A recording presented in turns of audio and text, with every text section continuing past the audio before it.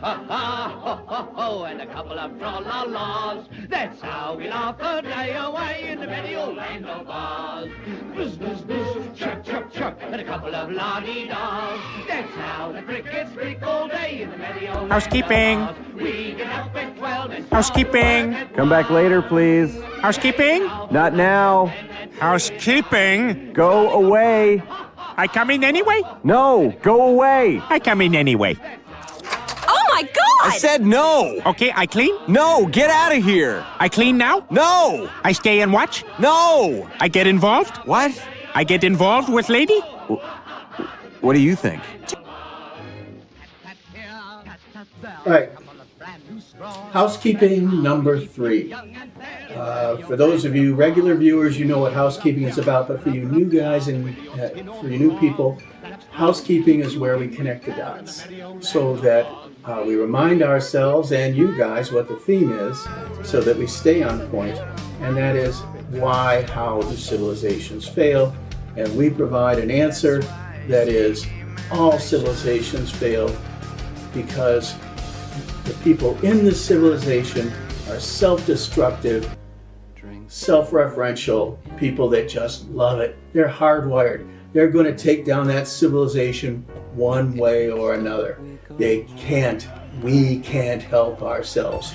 And we'll get back to that. Now, another reason why we do housekeeping is, we want to stay on theme.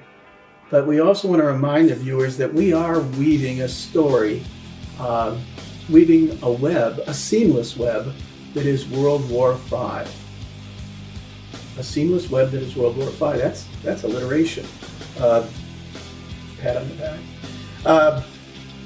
Another reason why we do housekeeping is because I'm shallow and I'm petty, and I love to rub your nose. I love to say I told you so. Put a pin in that. We'll get to that too. But also, to put it in perspective, let me relay a story from my arch enemy, Jared Diamond. You remember him from that Housekeeping 2? He won't give us an interview. Wouldn't even say no, just ignored us. To be redundant, fuck Jared Diamond. All right?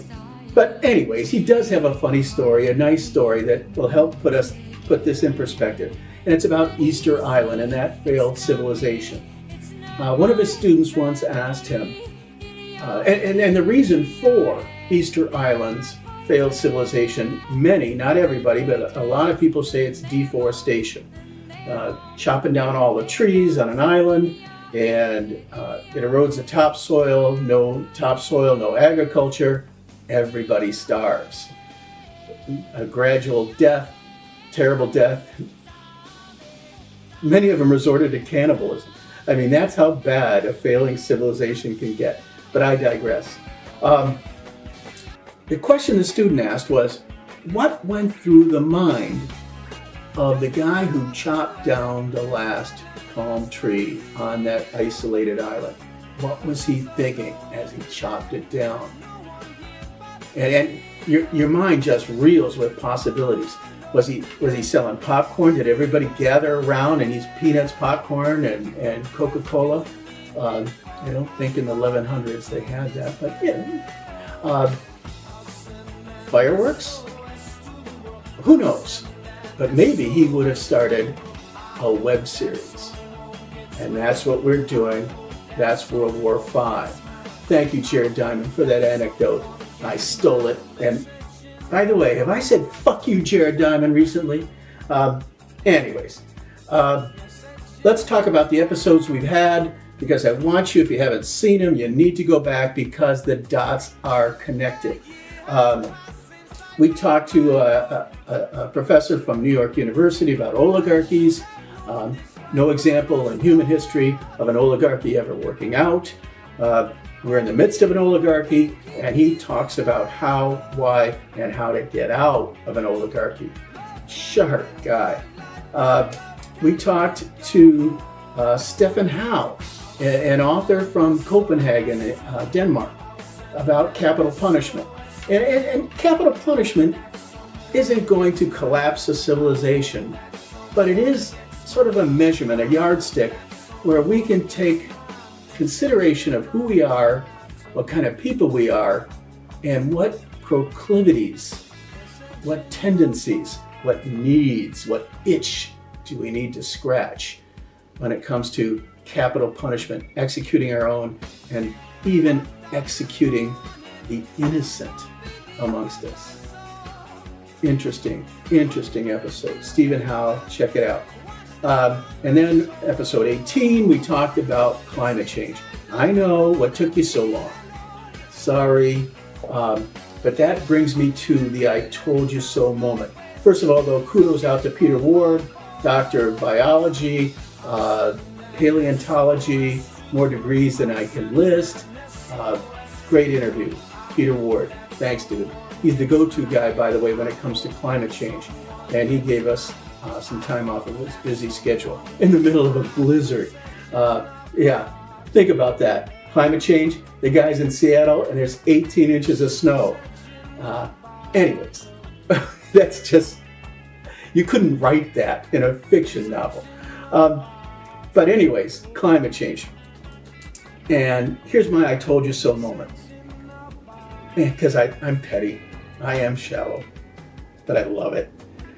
On Thursday, the Trump administration got their new EPA director, and he had to come in because the last Environmental Protection Agency director was run out of town in the most corrupt town in the United States, but he was run out of town because he was the most corrupt cabinet member of an entire corrupted, foul, defiled cabinet.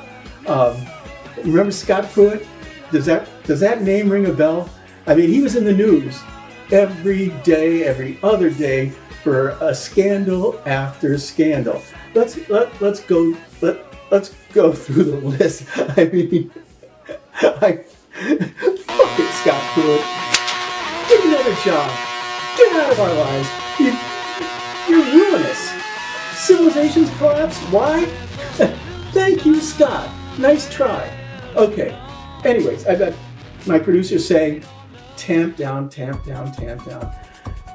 I'm sure that Donald Trump, I'm sure he came up with a much more uplifting, qualified person to replace the head of the EPA.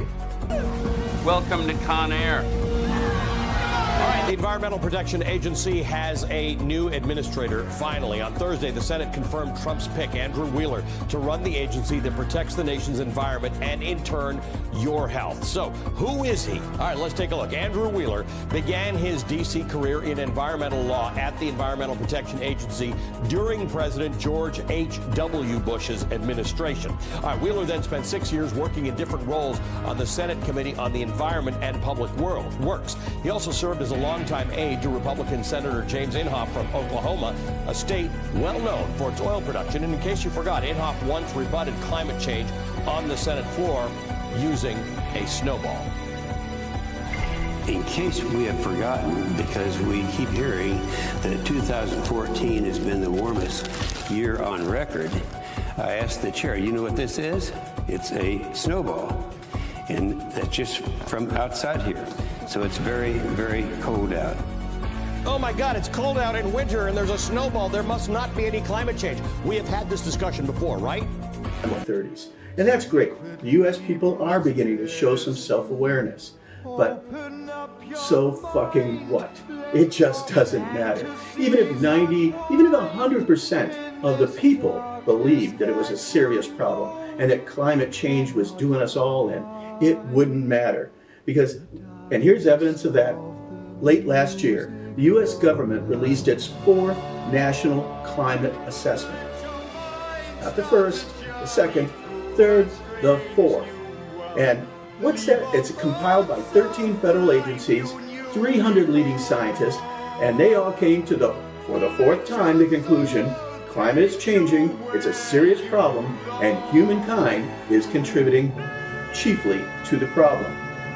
That's what the federal government came up with for the, yes, I'm going to be redundant, fourth time. But it doesn't matter because the commander-in-chief, he said, that's Donald Trump, he says, I don't believe the report. His report.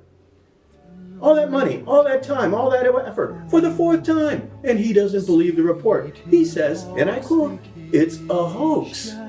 It's a hoax. Now you and I know, and everyone else knows, that he's lying. We know he's lying.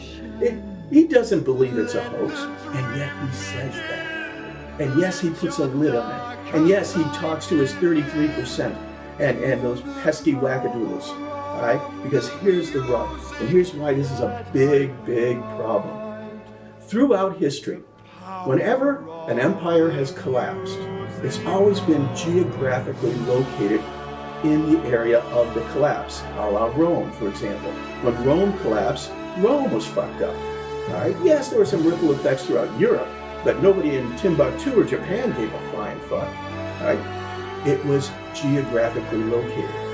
Now, if we're going to collapse, and if the United States empire is going away, couldn't we just do something noble and jump on the sword ourselves? Why do we have to take the rest of the fucking planet with us?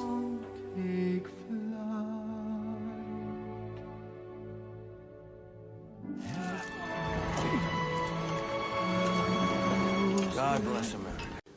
The administration's answer to that was to appoint a guy who is going to fight against any scientific, any introspective, intelligent thought about climate change. So, we've been shooting a lot from Cleveland, Ohio. And I want to tell you a little story about this city and how, I don't want to say it's a shithole, but all right, let me tell you a little story. And many of you know it already. It's about the river burning. All right? They had all this industry along the river they call the Cuyahoga River. And, it turned the river orange. And it was flammable. And when you make a river flammable, guess what? It catches on fire. And the factory that was to blame for the 13th fire, they didn't learn on the first time, or the second, the third, the fourth, the fifth, the sixth, the seventh, on and on until the 13th. They said, fuck, we've had enough. And by the way, it was the embarrassment of the city. They were embarrassed nationally by what they'd let happen here. And they decided they better do something about it. It wasn't until they were embarrassed. Prior to that, the one factory where the fire started, they were just spilling crap into that river every day. Now, there were a ton of factories doing it, but the 13th fire was one locale, one factory, so legend has it. You know what? If you go down to that spot right now in Cleveland, Ohio, that factory is dead. It's gone. All those jobs, gone. Whoever owned that factory made all their money and got the shit out of town. In the meantime, though, he didn't just rape Cleveland. He didn't. He raped us all. Remember in episode 17, Dr. Michael Thompson saying that the oligarchs, and he was quoting Machiavelli, who from his prison cell wrote The Prince. One of his most famous lines is about oligarchies and how the few are usurpers. And remember how he brought to our attention that the Latin base of that word is to rape? Cleveland was getting raped by the factory owners, the shareholders of that factory. So much so that their river caught on fire. Now, here's why it relates to all of us. And here's why the civilization, one of the reasons it's going to fail, besides the fact that we're pre-programmed to it, is that was the birth of the EPA. It was the smog in LA, it was Cleveland's river burning, and it was some shit that went down in New Jersey. You know, what doesn't go down in New Jersey, right? Nuclear waste or some crap, I don't remember the third one. But the point being that the EPA costs money, and all the United States has to pay for the EPA with their tax dollars.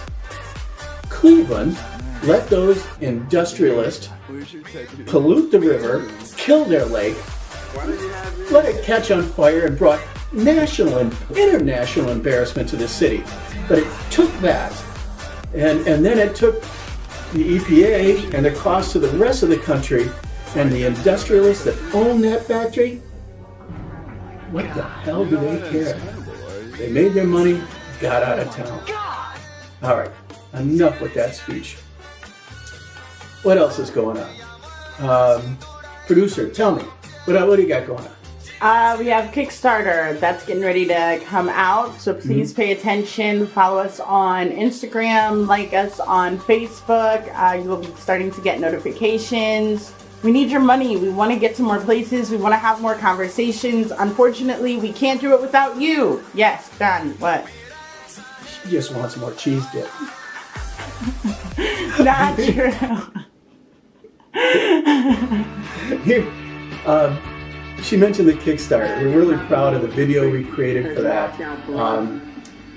Take a peek. Which says, "May he live in interesting times." Like it or not, we live in interesting times. They are times of danger and uncertainty, but they are also the most creative of any time in the history of mankind. And everyone here will ultimately be judged, will ultimately judge himself on the effort he has contributed to building a new world. Hey, listen up, everybody. Got a little special thing I'd like to do tonight. I made a lot of movies in Play a my little day. song for you. Some that you recognize, some that you probably hardly even heard of. But in those movies, we've done a lot of big things. We've killed vampires, even flying vampires. We've killed aliens from outer space and saved the world from supernatural evil geniuses coming to take out our planet. We've slain a lot of imaginary dragons. But it's time to do more. It's time to do more. I want to impact you. I want to impact your children and your children's children. I know this sounds grandiose, but I want to change the world. Right. That's the video. That's a piece of the video that's coming up for the Kickstarter. I think that about covers it. She mentioned everything, didn't she? What else is new? Oh, did we win another award?